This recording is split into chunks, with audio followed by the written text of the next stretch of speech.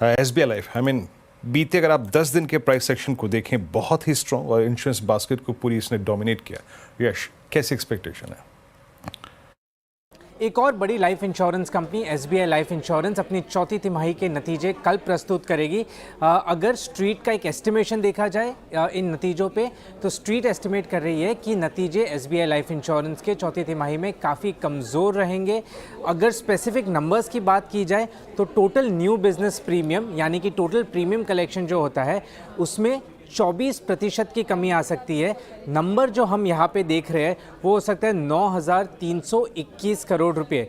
Total annualise premium equivalent मतलब साल में अगर प्रीमियम कलेक्शन को डिवाइड किया जाए, ये नंबर भी 6% की कमी के साथ आ सकता है। यहाँ पे जो हम नंबर देख रहे हैं वो हो सकता है 5,022 करोड़ रुपए। रिटेल एनुअलाइज प्रीमियम में 8% की बढ़त आ सकती है। ये नंबर हम जो देख रहे हैं वो आ सकता है 4,800 करोड़ रुपए। वैल्यू ऑफ न्यू बिजनेस है, इसमें 8% की कमी आ सकती है। नंबर यहाँ पे हम जो देख रहे हैं वो हो सकता है 1,380 करोड़ रुपए।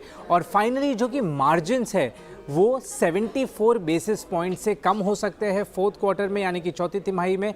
और नंबर मार्जिन पे हम जो देख रहे हैं वो हो सकता है 27.56% वर्सेस 28.3%। अभी क्वालिटेटिवली एसबीआई लाइफ इंश्योरेंस से क्या एक्सपेक्ट किया जाए? स्लो ग्रोथ, जैसे मैंने कहा प्रीमियम ग्रोथ काफ़ी स्लो स्लगिश कॉन्ट्रैक्शन हो सकता है प्रीमियम ग्रोथ में।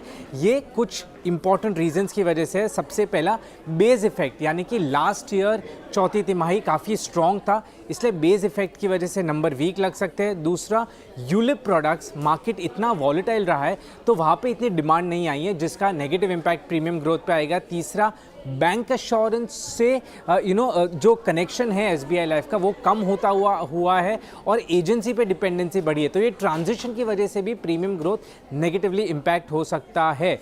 Margins quarter on quarter improve हो सकते हैं पर ईयर ऑन ईयर एक कॉन्ट्रैक्शन आ सकता है, पर फिर भी इंडस्ट्री में सबसे ज़्यादा strong margins SBI life insurance के ही रहेंगे।